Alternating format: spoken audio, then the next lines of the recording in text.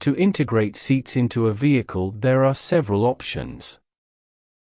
For example, we have a simple seat available or a double seat. You can also arrange two single seats next to each other. But for the sake of simplicity, if you have double seating, you can use double seats right away. We move this seat to the side again and now turn to the double seat. With the double seat you have the following adjustment options. You can adjust the size, as for all elements. For example, increase the seat width or the seat length. You have the option of defining a distance to the left of the wall here again. If you want to define a seat divider, you also do this via the distance. For example, if this seat has a seat length of 650 mm, and you want to have a seat divider of 900 mm, that equals 90 cm, then you can assign a distance of 250 mm to this seat. Now, do you still want to arrange this seat right here against the wall? Then you will see, when you press the space button, that you can snap on here at a distance of 250 mm. If you release the space button again, move closer to the wall and then press the space button again, you will also be able to snap directly to the wall. For a seat, different settings have to be made in the advanced properties. You have different basic types of seats here, but it is not so important what your seat looks like exactly. If you do not have any more specific dimensions, you can leave the settings as they are and be on the safe side.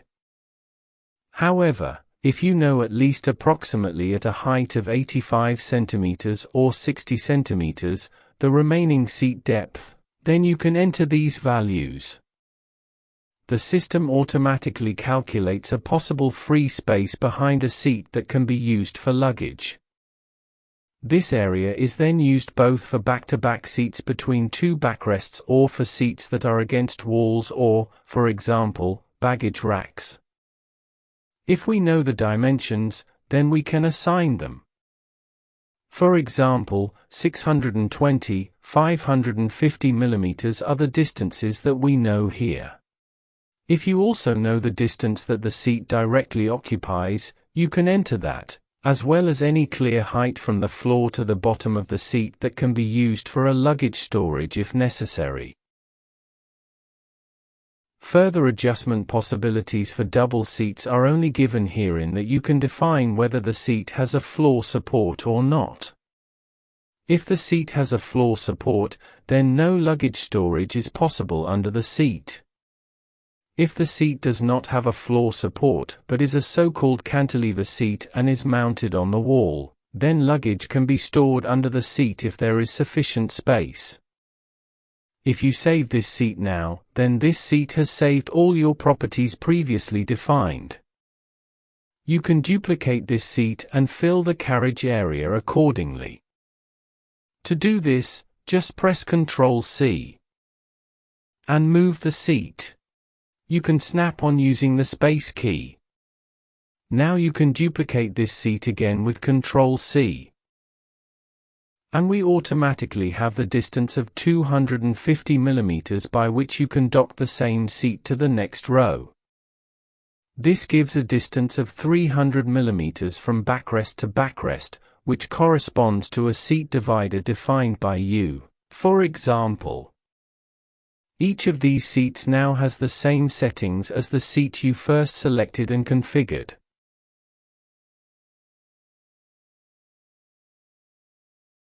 If you want to use single seats or if a single seat occurs accordingly, then you can use the same advanced properties settings. There is only one difference: for a single seat you can also select the seat capacity. For example, there are also seats that have 1.5 times the seating capacity and are mainly used in local transport vehicles. However, you also have the option of deviating from this and using a seat to create a bench function, for example.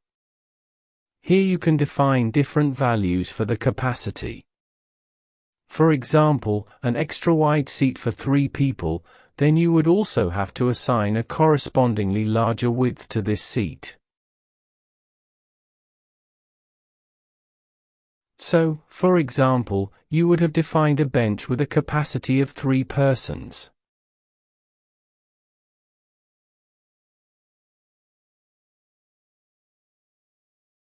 Another seating option available is, for example, a double seat with a shelf inside. This seat has the same function as a double seat. You can also define a distance to the front seat element here used for snapping.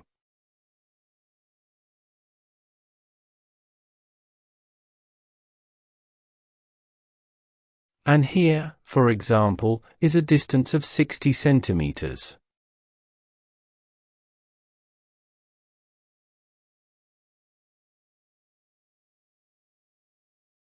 In advanced properties, there are further settings. This seat type has a baggage tray in between. This means that at a definable height, there is a rack that allows you to place luggage underneath or on top of it. However, these are not classic baggage racks. If you want to use them, there are separate items for them.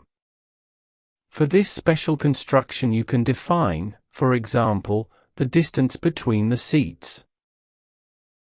Overwrite this value, which is given here, accordingly.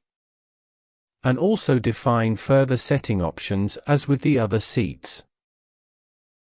This setting, the seat depth and the distance between the seats, results in this case in the total length of the object.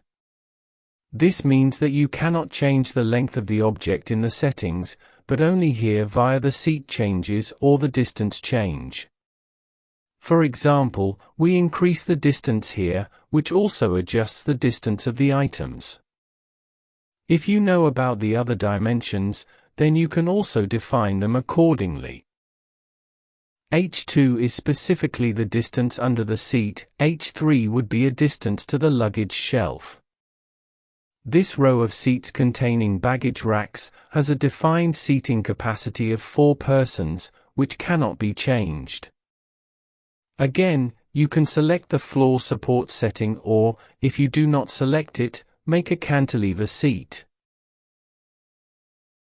We can also duplicate this double seat and use the same settings for the opposite side. Independently of these seat types, which are used in long-distance transport, you can also make benches with a corner combination. A bench seat could be in a lounge area, for example. With the bench seat, you can also change the length and width again. Or make the same settings in the advanced properties. In most cases, however, a bench seat is against the wall, so these settings do not allow for luggage storage. For the bench, it is again important to select the seating capacity. And whether there is possibly space for luggage under the bench seat or whether it is supported on the floor.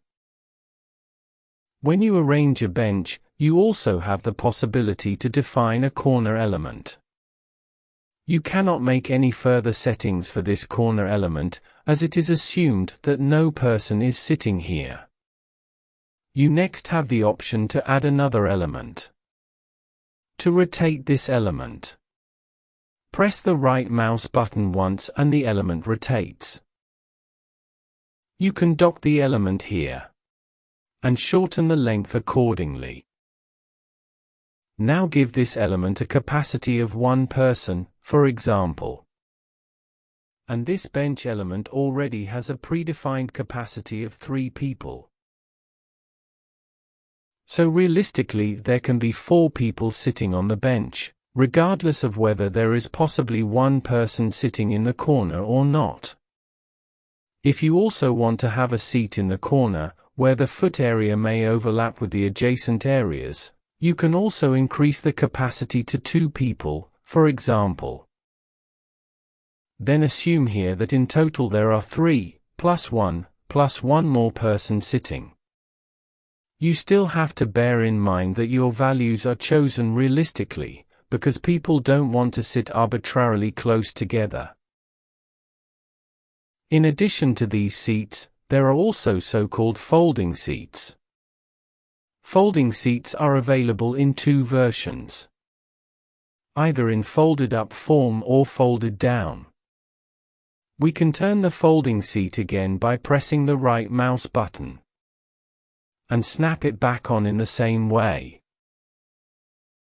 What is the difference between these two elements? A folding seat that is folded down is counted as a full seat.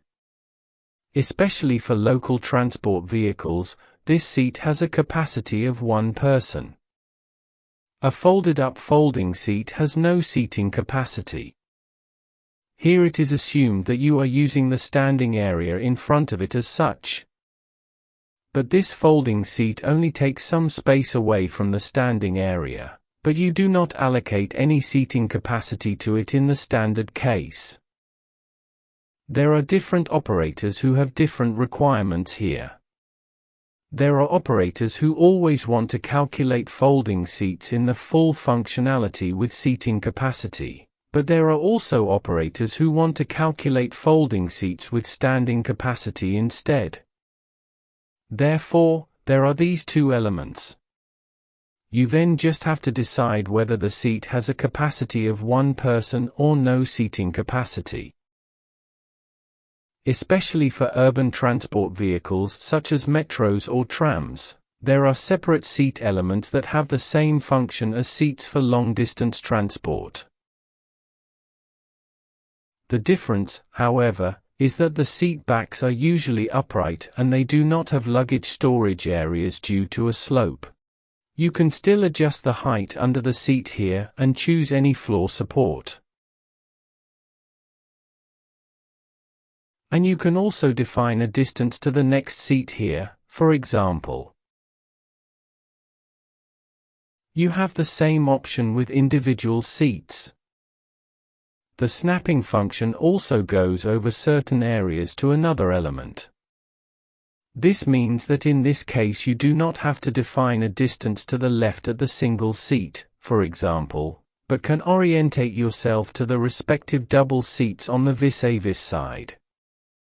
The seats for urban transport have primarily a visual purpose. Floor plans with long-distance seats look unsuitable for trams. Therefore, for symbolism, there are seats that are close to mass transit seats or metro seats. However, the functionality in the calculation is the same as for long-distance seats.